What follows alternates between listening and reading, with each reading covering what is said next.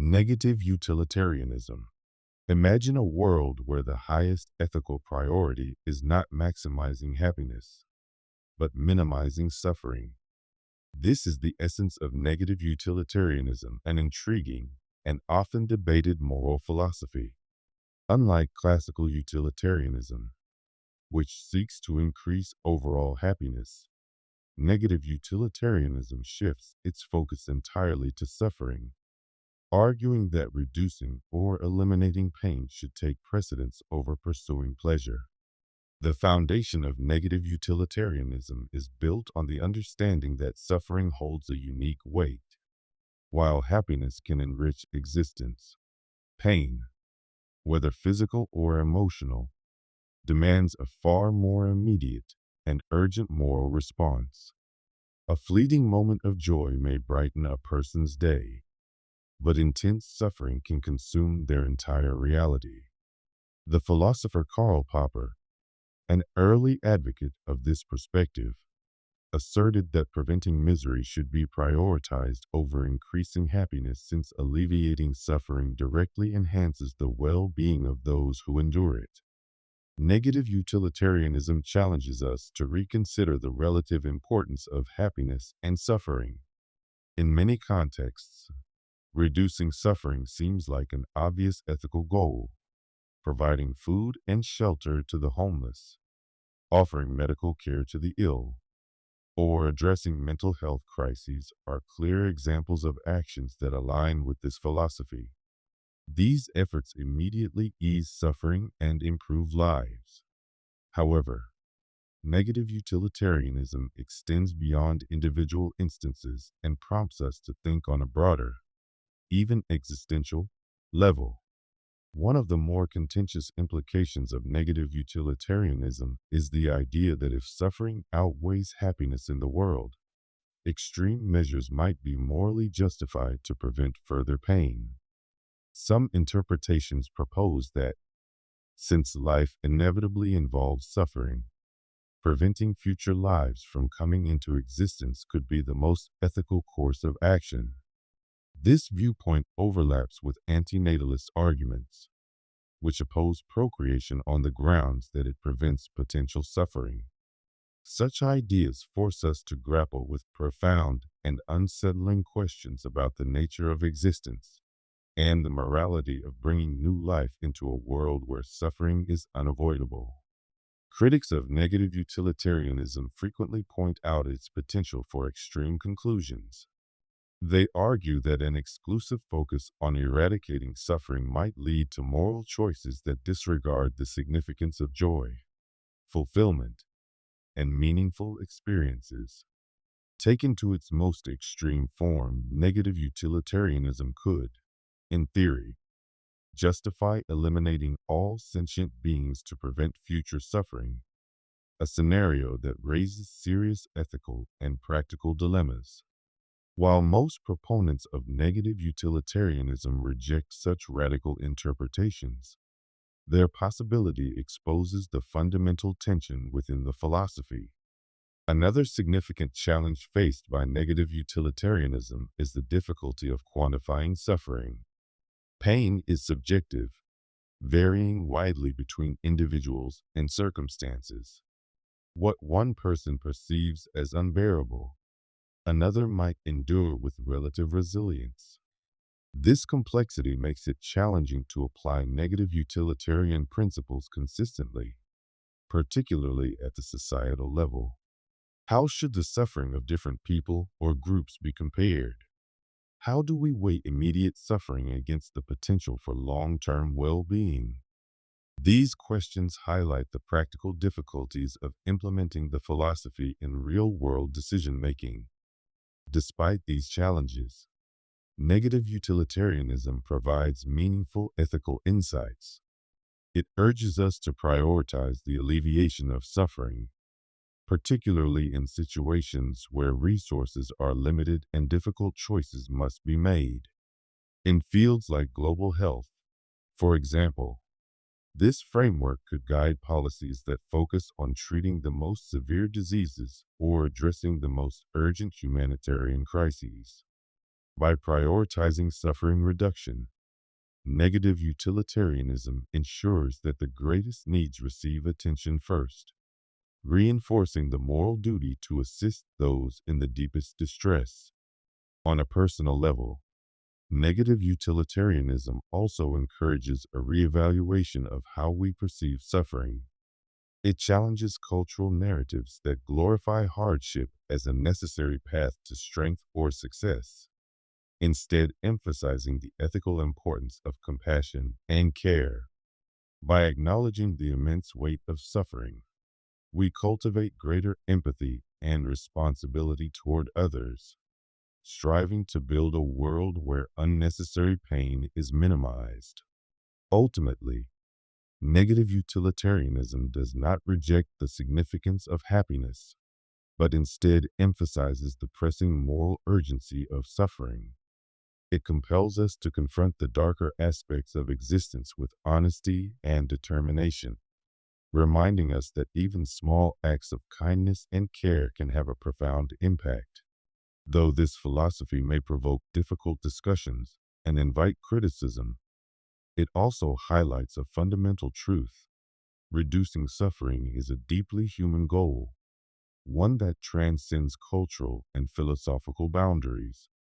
It does not ask us to abandon the pursuit of happiness, but rather to ensure that, in seeking joy, we never lose sight of those enduring the greatest pain. Antinatalism. What if bringing a child into the world is the most self-centered act a person could commit? This idea may seem startling and contentious, but it forms the core of a philosophy known as antinatalism. To grasp its essence, consider the following thought experiment. Imagine you possess an enchanted key. This key grants you the ability to bring a completely new person into existence, someone who will encounter all the wonders and joys of life, but also its hardships and sorrows. However, there's a crucial dilemma. The life you create comes with no assurances. It could be a journey of happiness and awe, or it could be riddled with anguish and despair. The individual you bring into being has no choice in the matter. The decision is solely in your hands. Would you turn the key? This question embodies the heart of antinatalism, a worldview that opposes the act of procreation. One of its leading thinkers, David Benneter, presents a compelling argument in his book Better Never to Have Been. He introduces the concept of existential asymmetry. If a person is never born, they do not experience suffering, which is beneficial. They also do not experience happiness. But since they do not exist, they do not lament its absence. Conversely, if a person is brought into the world, they inevitably endure pain, even if they also experience joy. Benneter contends that the avoidance of harm carries greater moral weight than the potential benefits of pleasure. In his perspective, creating life is inherently unfair because it imposes suffering on a being who had no opportunity to consent. Yet, antinatalism is not confined to abstract philosophical reasoning. It also stems from the stark realities of human existence. Consider the vast array of suffering in the world: poverty, disease, warfare, and ecological devastation. Even those who lead privileged lives must contend with emotional distress, uncertainty, and the inescapable reality of mortality. Every new birth introduces another individual into this unpredictable and frequently merciless existence.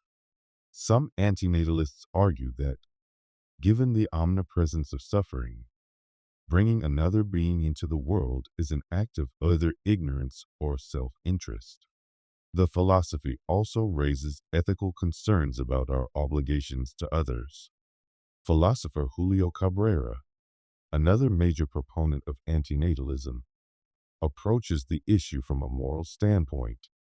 He asserts that procreation violates fundamental ethical principles because it disregards the autonomy of the individual being born.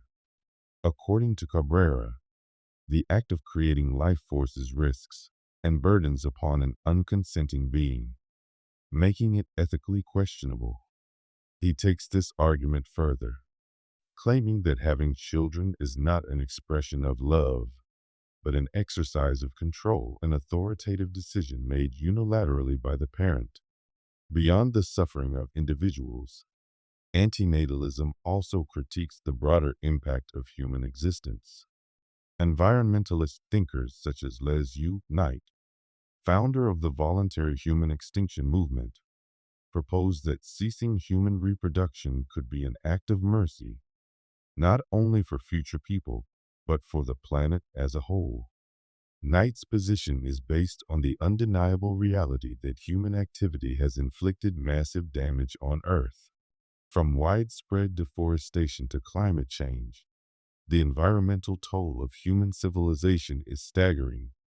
Antinatalists like Knight envision a future without humanity, not as a catastrophe, but as a restoration of ecological balance, an Earth where nature flourishes without the destructive influence of humankind. But what about the joys of life? The laughter of children, the warmth of love, the excitement of discovery. Aren't these reasons enough to justify existence?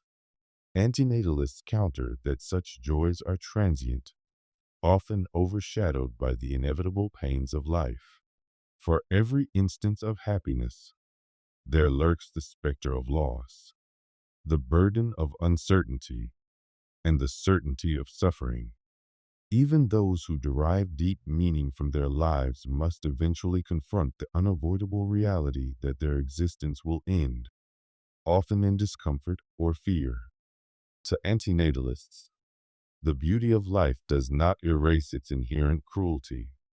Detractors of antinatalism frequently accuse it of being excessively bleak or even nihilistic. However, many antinatalists reject this characterization. They argue that their philosophy is not rooted in a hatred of life or a despairing outlook on existence. Rather, they see it as an ethical stance based on compassion, a recognition of the immense burden that life carries, and a conscious choice not to impose that burden on another being.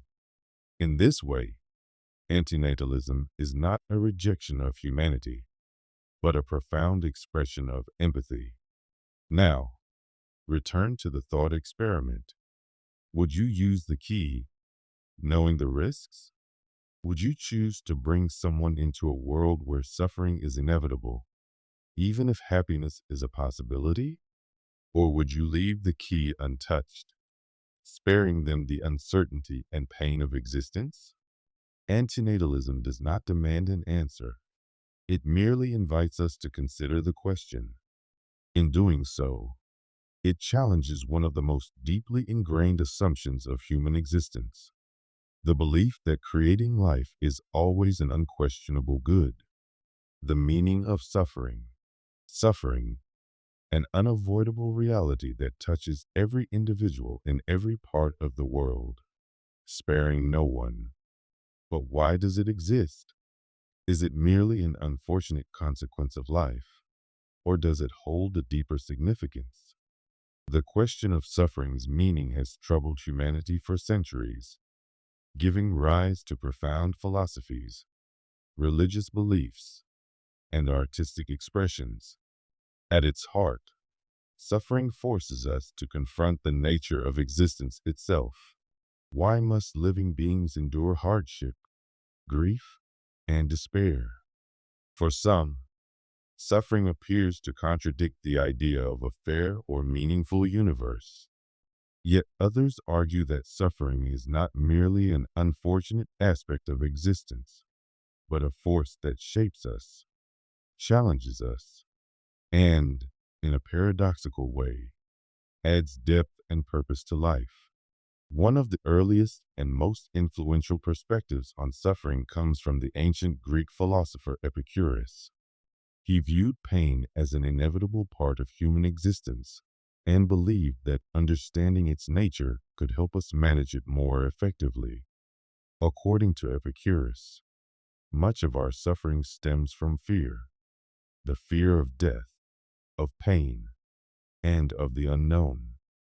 By directly confronting these fears and recognizing their limits, we can diminish their power over us. This does not mean suffering can be completely eradicated, but we can learn to navigate it with greater awareness. Religious traditions also offer profound interpretations of suffering. In Christianity, suffering is often perceived as a trial of faith or a means of spiritual redemption. The story of Job, for instance, recounts the experience of a man who loses everything yet continues to place his trust in God. Through his hardships, Job's suffering becomes a means of strengthening his relationship with the divine. Even though the reasons behind his suffering remain beyond his understanding, this perspective does not necessarily justify suffering, but it reframes it as something that can transform and elevate the human spirit. Buddhism, on the other hand, places suffering at the very center of its teachings. The First Noble Truth states that suffering, referred to as dukkha, is an inherent aspect of life, arising from desire and attachment. However, this suffering is not viewed as a form of punishment, but as a natural consequence of craving permanence in a world that is constantly changing. The Buddha's teachings offer a path to overcoming suffering, not by avoiding it, but by understanding its causes and learning to let go. In this way, suffering is seen as a guide, leading toward wisdom and ultimate liberation.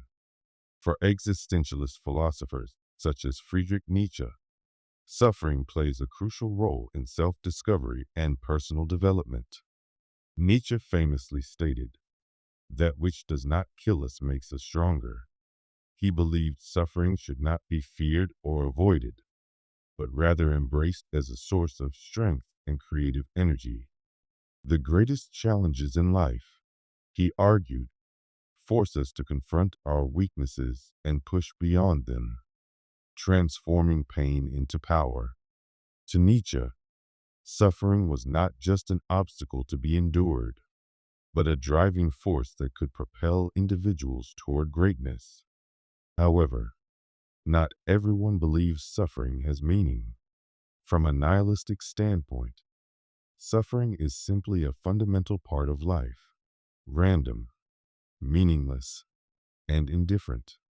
It lacks any higher purpose or cosmic justification. This perspective can be both liberating and unsettling. On one hand, it removes the burden of trying to find meaning in suffering. On the other hand, it leaves individuals with the difficult task of facing suffering without the comfort of grand narratives. Nihilism challenges us to create our own purpose in a universe that offers none. Modern psychology provides yet another perspective by focusing on how humans process and cope with suffering. Viktor Frankl, a Holocaust survivor and psychiatrist, wrote extensively about this in Man's Search for Meaning. Drawing from his experiences in concentration camps, Frankl argued that while suffering is often beyond our control, our response to it remains within our power. According to him, the ability to find meaning even in the darkest circumstances is what defines humanity. He saw suffering as an opportunity to rise above one's situation and reaffirm the value of life. Science also sheds light on suffering, particularly its role in evolution. Pain serves a biological function, acting as a survival mechanism that warns us of danger and helps us avoid harm. Emotional suffering, such as grief and loneliness, strengthens social bonds and encourages cooperation, which are essential for the survival of species that rely on community. While these explanations do not provide a moral or philosophical justification for suffering, they highlight its importance in shaping human behavior and interactions. In today's world, suffering can often feel overwhelming. Wars, pandemics, climate disasters. It is easy to see it as an unbearable weight. Yet, some argue that suffering has the potential to inspire acts of compassion and unity. In times of collective hardship, people frequently come together, supporting one another and finding strength in shared humanity. This does not erase suffering, but it allows it to be transformed into something that fosters connection and resilience. Suffering compels us to ask difficult questions. It challenges our assumptions, tests our resilience, and forces us to confront the fragility of life itself. Whether or not we believe it has meaning, suffering remains one of the most profound and universal aspects of existence. It serves as both a reflection of our vulnerability and a crucible in which our character is forged. Ultimately, the meaning of suffering is deeply personal. For some, it is a path to spiritual enlightenment. For others, it is evidence of life's harsh indifference. And for many, it is simply an undeniable reality that must be faced and endured. Yet, regardless of how one interprets it, suffering is an integral part of what it means to be alive. By striving to understand it, we move closer to understanding ourselves and the intricate, fragile, and extraordinary experience of existence. Philosophical pessimism. Life is inherently marked by struggle, suffering, and unfulfilled desires. This stark perspective lies at the heart of philosophical pessimism, a school of thought that challenges the optimism often associated with human existence.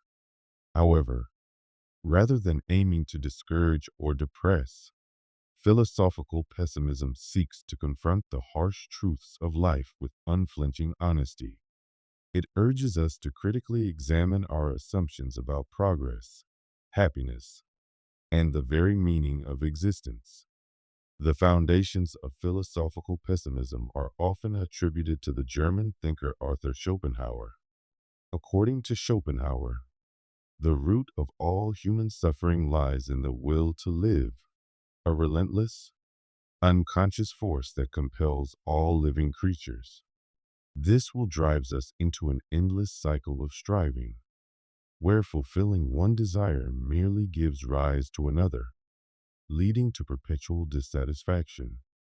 Schopenhauer argued that this ceaseless pursuit is not only exhausting but ultimately futile, as it ensures that discontent and suffering are inescapable. Schopenhauer's grim view of life extends beyond individual hardships. He saw suffering as woven into the very structure of existence itself. Predators stalk their prey, diseases attack the body, and the shadow of death looms over every living being. Although moments of joy and pleasure exist, they are brief and often come at someone else's expense. Schopenhauer did not see these fleeting pleasures as proof of life's worth, but rather as temporary respites in an otherwise bleak reality. Another significant figure in philosophical pessimism is Friedrich Nietzsche, who, despite often being linked to existentialist thought, also wrestled with deeply pessimistic ideas. Nietzsche rejected Schopenhauer's resignation to suffering, advocating instead for a philosophy of affirmation. While he acknowledged the hardships of existence, he insisted that we should embrace struggle and chaos as fundamental aspects of being alive. To Nietzsche, recognizing life's difficulties was not a reason for despair, but an opportunity to reevaluate how we perceive and respond to adversity. The Romanian philosopher Emil Cioran also contributed profoundly to the discussion of pessimism, though his approach was intensely personal. Sheeran's writings are filled with reflections on the absurdity of life, the certainty of death, and the fragile nature of human ambitions. He portrayed existence as an ongoing battle against despair, where moments of clarity often reveal the emptiness underlying our pursuits. However, for Chorin, pessimism was not a doctrine to be resolved. It was a lens through which life could be seen more truthfully. One of the most striking aspects of philosophical pessimism is its critique of progress. While many believe in the idea of continuous improvement, whether through technological advancement, societal change, or personal growth, philosophical pessimists challenge this belief. They argue that although external circumstances may evolve, the fundamental nature of human suffering remains unchanged. Technology may alleviate certain struggles, but it frequently introduces new forms of dissatisfaction. Likewise, social advancements may enhance living conditions, but they can never eliminate existential suffering or the inevitability of mortality. Philosophical pessimism also questions the widespread pursuit of happiness as life's ultimate goal. It suggests that an obsessive focus on achieving happiness often leads to deeper disappointment, as happiness is fleeting and elusive. Instead of chasing an idealized state of contentment, pessimists advocate for accepting life's imperfections and limitations. This acceptance is not about surrendering to despair, but about approaching existence without the constant burden of seeking absolute fulfillment. One of the ways philosophical pessimism offers comfort is by emphasizing shared suffering, recognizing that pain and hardship are universal experiences fosters a sense of solidarity and compassion. If suffering is an inevitable aspect of life, then our common vulnerability can serve as a foundation for empathy and connection. This viewpoint encourages us to support one another not because life is perfect, but because we all endure its struggles together. Moreover, philosophical pessimism serves as a necessary counterbalance to overly idealistic or simplistic worldviews. In a society that often glorifies optimism, success, and positivity, pessimism reminds us that struggle is an inherent and valid part of the human condition. It allows us to engage with life more realistically, acknowledging difficulties without being consumed by them. In this way, pessimism acts as an anchor, helping us maintain perspective in the face of hardship. Critics of philosophical pessimism frequently argue that it is defeatist or excessively negative. They contend that focusing on life's difficulties risks overshadowing its beauty, joy, and potential.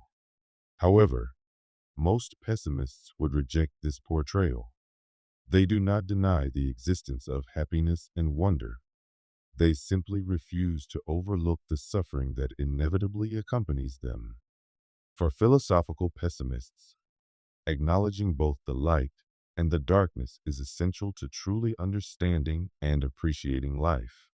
Unlike other philosophies that seek to offer solutions or comforting illusions, philosophical pessimism provides no easy answers. It does not promise a brighter future or suggest that suffering has a hidden cosmic purpose. Instead, it challenges us to confront existence as it truly is, without denial or sugarcoating. While this confrontation can be unsettling, it can also be deeply liberating.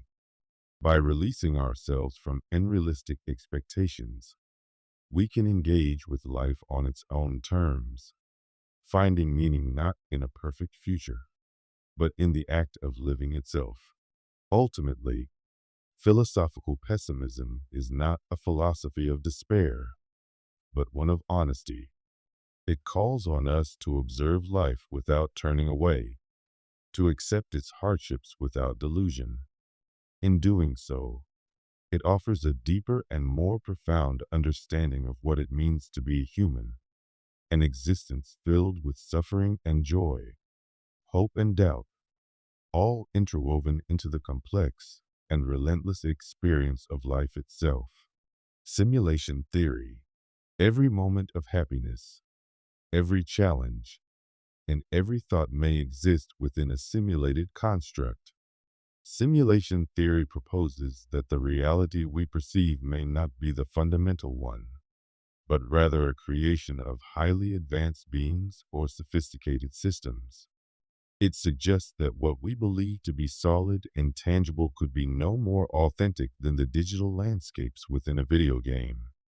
The implications of this idea are profound, particularly when considering suffering. If our existence is simulated, does suffering hold the same significance? And what does this mean for our understanding of pain, morality, and existence itself? Simulation theory gained recognition through thinkers like Nick Bostrom, who proposed that if sufficiently advanced civilizations develop the capability to create simulations indistinguishable from their own reality, and if they choose to generate numerous such simulations, then it becomes statistically probable that we are currently inside one. While this concept may sound like something out of science fiction, it is grounded in logical reasoning, considering the future advancement of computing power, the motivations of simulated entities, and the indistinguishable nature of simulated experiences from real ones. If we do indeed exist within a simulated reality, the nature of suffering becomes significantly more complex. In a physical world, pain and distress are tied to biological mechanisms, bodily harm, disease, or emotional turmoil. These experiences carry weight because they are directly linked to survival and well-being. However, if our reality is simulated, suffering may simply be something programmed into our existence. This raises an unsettling question. Is suffering an essential aspect of this simulated world, or is it deliberately embedded into the system's design? One perspective suggests that suffering exists to enhance the depth and realism of the simulation. If those responsible for creating the simulation sought to construct a world as close as possible to their own, suffering may be an unavoidable component of that design. Struggle, loss, and hardship play an integral role in shaping human experiences, influencing our decisions, relationships, and perceptions of meaning. Without suffering, life might lack the contrast that makes joy and fulfillment significant. In this sense, suffering may not be a defect of the simulation, but rather a deliberate feature woven into its structure. Another viewpoint posits that suffering could serve an entirely different purpose, one that remains unknown to us. If we exist within an experiment or a study conducted by the entities responsible for the simulation, suffering may be a variable they are analyzing. It could provide insight into how simulated beings respond to adversity, or how concepts like morality and resilience develop under difficult conditions. In this scenario, our pain might hold meaning, but not one we can fully comprehend from within the boundaries of the simulation. This idea raises significant ethical dilemmas regarding the entities orchestrating the simulation. If they possess the power to eliminate suffering, are they ethically bound to do so? From a human standpoint, creating a world filled with pain might seem inherently cruel. Yet, it is possible that the creators perceive the simulation differently, as a form of artistic expression, a learning mechanism, or a structure that surpasses human moral frameworks. Their understanding might render the concept of cruelty irrelevant altogether. The possibility of simulated suffering also forces us to reconsider our sense of autonomy. If we are part of a simulation, are our actions and decisions genuinely our own, or are they predetermined by the system? If suffering is pre-programmed, do we bear any responsibility for how we experience it or how we alleviate the suffering of others? These questions challenge the very foundations of free will and moral responsibility, making us confront whether simulated beings can truly be held accountable for their actions. For those who find simulation theory convincing, the implications for how we perceive suffering in everyday life are complex. On one hand, if suffering is merely a construct within a simulation, it might lessen its emotional impact. If pain is nothing more than an illusion, perhaps it does not warrant serious concern. On the other hand, the realization that suffering is deliberately embedded in the system may make it even more profound, serving as a reminder of our lack of control over the fundamental aspects of our reality. Despite these uncertainties, suffering, whether real or simulated, remains deeply personal and immediate.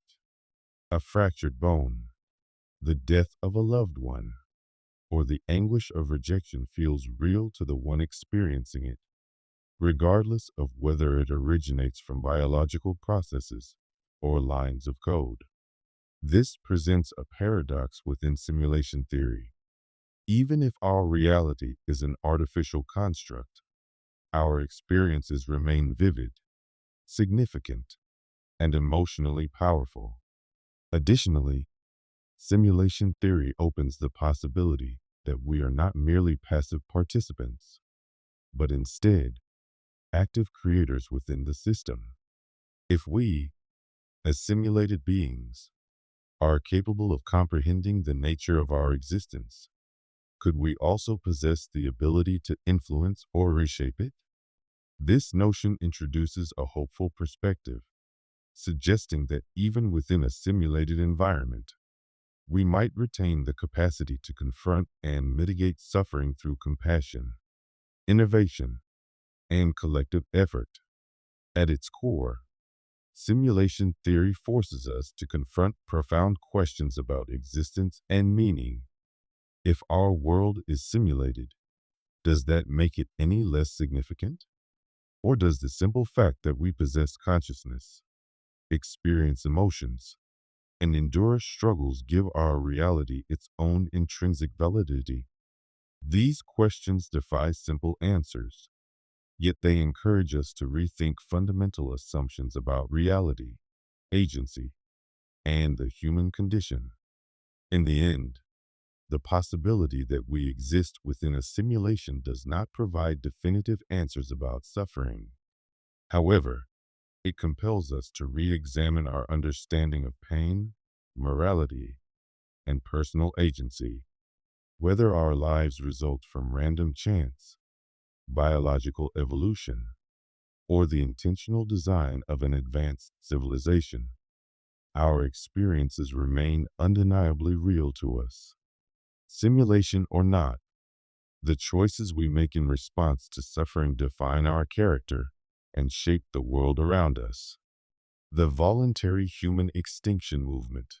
Imagine a world where humans no longer exist.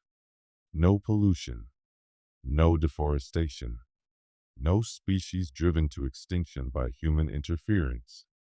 This is the vision behind the voluntary human extinction movement, VHEM, a bold and highly controversial ideology that presents a radical yet straightforward proposal that humanity should voluntarily stop reproducing, allowing our species to gradually disappear for the sake of the planet and all other living beings.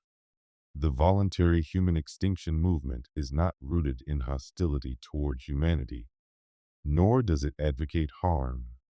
At its core, it is founded on compassion for the earth, for future generations, and for the countless species whose survival is threatened by human actions. The movement's founder, Les Knight, articulated its philosophy as one of voluntary choice, arguing that humanity's dominance has inflicted irreparable harm upon the planet. He suggests that the most ethical course of action is to step aside, granting the natural world the opportunity to heal and flourish in our absence. This movement compels us to confront difficult realities regarding humanity's impact. As a species, we have transformed ecosystems, altered the climate, and driven countless creatures to extinction. Each year, vast stretches of forests are cleared for agriculture, oceans are contaminated with plastic waste, and greenhouse gases accumulate in the atmosphere. VGM posits that these environmental crises are not merely the result of poor management or inefficiency, but are instead an unavoidable consequence of an intelligent, resource-consuming species as dominant as humanity. Supporters argue that even the most sustainable human behaviors come at a cost to other life forms. While renewable energy, conservation efforts, and sustainable agriculture are critical steps forward, proponents insist that such measures are ultimately insufficient. The root issue, they claim, is not just how humans consume resources, but the sheer scale of our existence.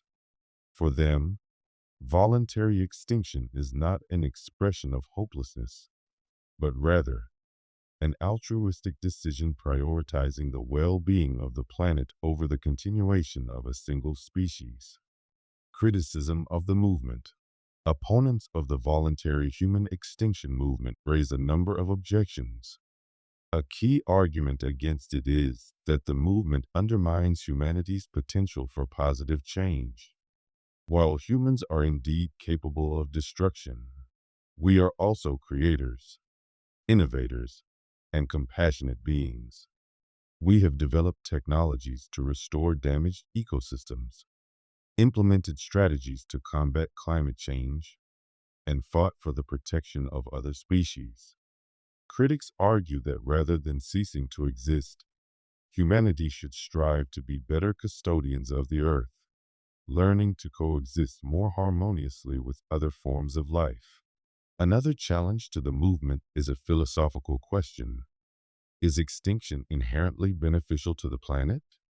While the natural world would undoubtedly recover in humanity's absence, ecosystems would still experience suffering.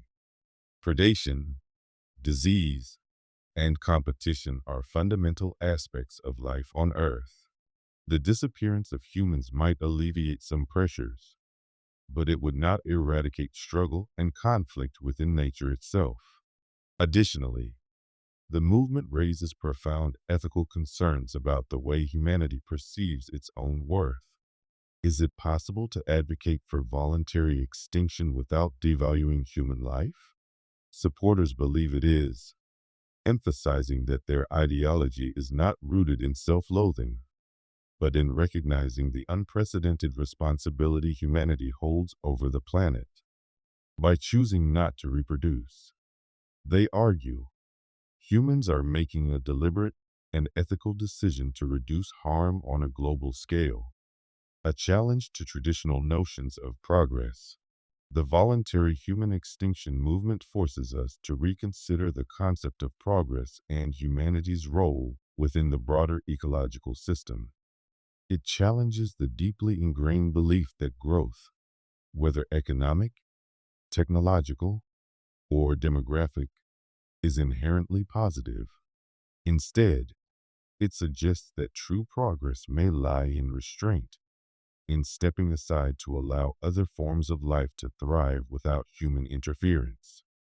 This perspective shifts the narrative of achievement from one centered on human dominance to one that views Earth as a shared home, where all species have an equal right to exist. While the movement's ultimate objective may seem extreme or unrealistic, its core message resonates with many concerned about the environment. It highlights the urgency of addressing humanity's ecological impact and provokes meaningful discussions about sustainability, ethics, and the future of life on Earth. An invitation to reflect, not a demand to comply, whether or not one supports the idea of voluntary extinction. The movement serves as a stark reminder of the consequences of unchecked human expansion. It also raises important moral questions about the responsibility that comes with being the dominant species on the planet. Importantly, the voluntary human extinction movement does not seek to force its philosophy upon others. Rather, it encourages people to reflect on the long-term impact of their individual and collective choices. By doing so, it compels us to reconsider not just the environmental crisis, but also the values and assumptions that shape human civilization. The idea may be unsettling, but its purpose is to challenge conventional thinking, urging us to imagine a world where humanity's legacy is defined by compassion, not destruction. Whether humans choose to adapt, change, or eventually disappear, the questions posed by this movement will remain relevant, shaping how we navigate the delicate balance between progress and preservation. Quietism. What if the most effective way to address life's difficulties is to stop attempting to solve them altogether? This intriguing notion forms the foundation of quietism, a philosophical perspective that urges us to relinquish the pursuit of definitive answers and instead accept life as it unfolds. Quietism does not signify surrender or failure. Rather, it involves distancing oneself from the incessant clamor of human ambition and discovering tranquility in simplicity and stillness. To grasp the essence of quietism, envision an individual standing in a river struggling against the current. They exhaust themselves trying to advance, yet they either remain stagnant or are pushed backward. Quietism proposes that instead of resisting the river's flow, one should yield to it, allowing themselves to be carried along effortlessly. This does not equate to giving up. Rather, it is an acknowledgement of the futility of certain battles and a conscious choice to pursue harmony instead. The roots of quietism can be traced to diverse philosophical and spiritual traditions. In Western philosophy, it is often linked with figures like Pyrrho, the ancient Greek thinker who established skepticism. Pyrrho maintained that attaining certainty regarding life's profound questions is unattainable, and that striving for such certainty only fosters anxiety and frustration. His resolution was to adopt a state of suspension, refraining from forming absolute judgments and instead approaching life with composure and receptiveness. For Pyrrho, this detachment was the key to inner serenity. In early modern Europe, quietism assumed a spiritual dimension through the teachings of Miguel de Molinos, a Spanish priest who championed a contemplative life centered on surrendering to the divine. Molinos asserted that the soul attains genuine peace not through effort or action, but through absolute stillness and unwavering trust in God. This interpretation of quietism emphasized the ineffectiveness of human striving in the face of divine will and advocated for an unconditional acceptance of life's circumstances. Quietism is not exclusive to Western traditions. In many respects, it aligns with Eastern philosophies such as Taoism and Zen Buddhism. The Taoist principle of Wu Wei, or effortless action, closely mirrors the quietist idea of non-striving. Similarly, Zen teachings frequently stress the necessity of relinquishing attachments and fully embracing the present moment. Though these traditions arise from distinct cultural and historical contexts, they share a fundamental belief. Peace is not attained through control or achievement, but through surrender and acceptance. One of the primary criticisms of quietism is its apparent passivity. Detractors argue that it can serve as a justification for inaction or an excuse to evade responsibility. If we merely accept life as it is, are we not ignoring suffering and injustice? Quietists would respond that their philosophy is not about apathy, but about perspective. They propose that much of human suffering does not stem from external circumstances, but from our attempts to exert control over them. By stepping back, we gain clarity, allowing us to act with wisdom and compassion rather than being driven by ego or desperation. In the realm of philosophy, Ludwig Wittgenstein's later work reflects a quietist approach. Wittgenstein posited that many philosophical dilemmas arise from the misapplication of language, and that once this misunderstanding is recognized, the problems dissipate naturally. He famously stated, "Whereof one cannot speak, thereof one must be silent." For Wittgenstein, the function of philosophy was not to provide solutions, but to delineate the boundaries of understanding and facilitate peace within those limits. Quietism also offers insights into how we engage with personal and societal issues. In a world preoccupied with productivity, progress, and self improvement, quietism presents a radical alternative. It prompts us to consider whether our relentless pursuit of more success, more knowledge, more control, genuinely leads to greater happiness or merely fosters additional stress and dissatisfaction. By stepping away from the perpetual cycle of striving, we may uncover a deeper sense of contentment and clarity. Despite its emphasis on stillness and acceptance, quietism is not a universal remedy. It necessitates thoughtful consideration and balance. For some, it may serve as a means of navigating life's existential uncertainties, while for others, it may act as a reminder to slow down and prioritize what truly matters. In either case, quietism compels us to reevaluate our relationship with action and inaction, control and surrender. Ultimately, quietism is a philosophy of simplicity. It does not offer easy solutions or quick fixes, but rather a profound transformation in perspective. It suggests that peace is not found by altering the external world, but by shifting how we engage with it. In an era marked by noise and chaos, quietism encourages us to embrace silence, stillness, and the subtle strength of letting go. It serves as a reminder that sometimes the most profound wisdom lies not in the pursuit of more, but in the ability to find contentment with less. The hedonistic treadmill, happiness often feels just beyond our grasp. We set new goals, aspire to greater achievements, and convince ourselves that having more, whether it be wealth, success, or love, will finally bring us contentment. However, once we attain these things, the satisfaction gradually fades, and we find ourselves chasing the next desire. This perpetual pursuit is what psychologists refer to as the hedonistic treadmill, a phenomenon that explains why our quest for happiness often leaves us running in place.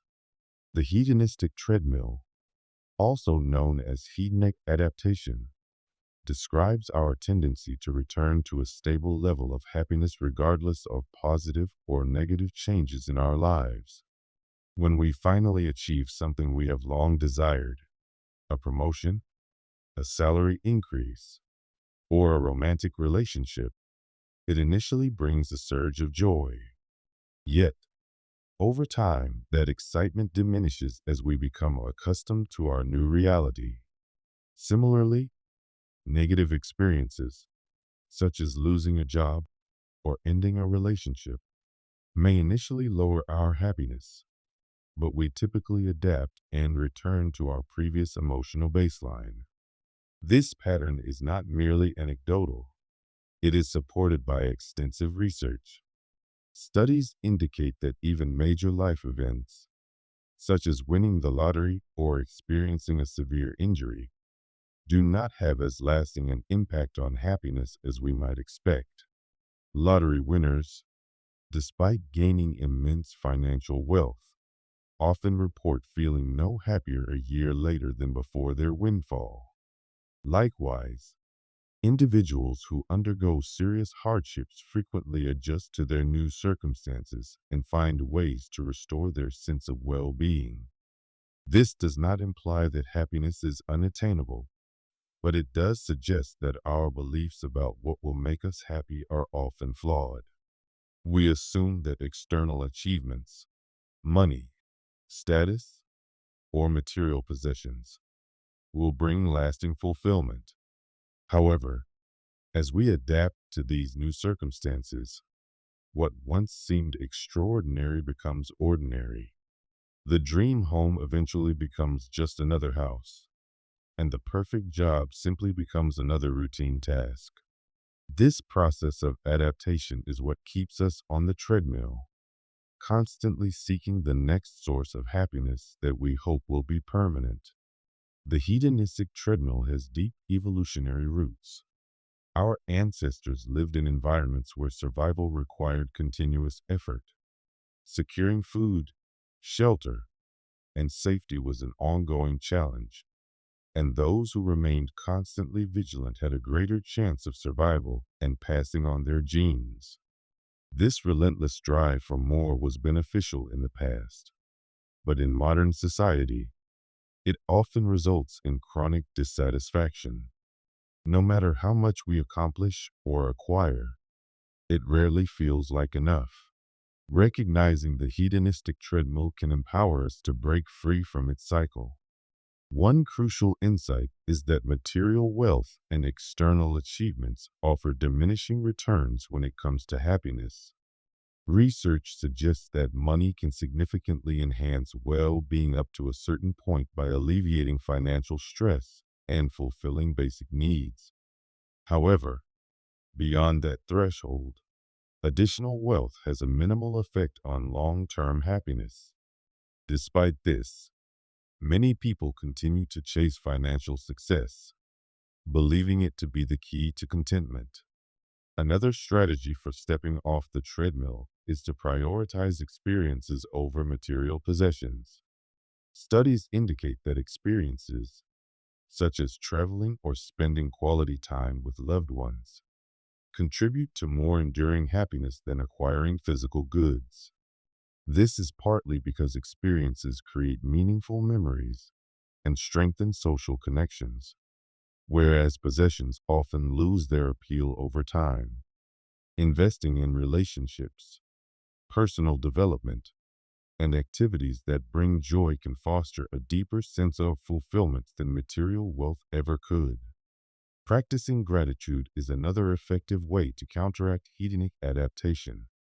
By consciously appreciating what we already have, we shift our focus from what is lacking to what is present. Research has shown that gratitude enhances happiness, reduces stress, and improves interpersonal relationships. It serves as a reminder that true contentment does not stem from accumulating more, but from valuing and cherishing what is already in our lives. Mindfulness also plays a crucial role in escaping the hedonistic treadmill. By cultivating an awareness of the present moment, we can learn to appreciate life's simple pleasures without constantly yearning for more. Mindfulness helps us recognize when we are caught in a cycle of endless desire and reminds us that happiness is not a distant goal to be reached, but a state of being that can be embraced now. While the hedonistic treadmill highlights the challenges of sustaining happiness, it also reveals human resilience. Our capacity to adapt to both positive and negative experiences demonstrates our ability to grow and recover. Life will inevitably bring highs and lows, but understanding the mechanics of hedonic adaptation allows us to navigate these fluctuations with greater wisdom and balance. The hedonistic treadmill does not suggest that we should abandon ambition or stop setting goals. Progress and personal growth are vital aspects of life. However, it does encourage us to reassess our motivations. why we pursue certain desires, and whether they genuinely contribute to our well-being. It challenges us to pause and reflect on whether we are chasing something meaningful or simply running in circles. Ultimately, the treadmill is not just about the things we seek, it is about our approach to life. By shifting our focus from external accomplishments to internal fulfillment, we can begin to step away from the relentless cycle of striving. Instead of endlessly chasing happiness, we can learn to cultivate it within ourselves. The hedonistic treadmill may be a fundamental part of human nature, but with awareness and intention, we can choose to walk at our own pace, savoring the journey rather than endlessly pursuing the next elusive reward.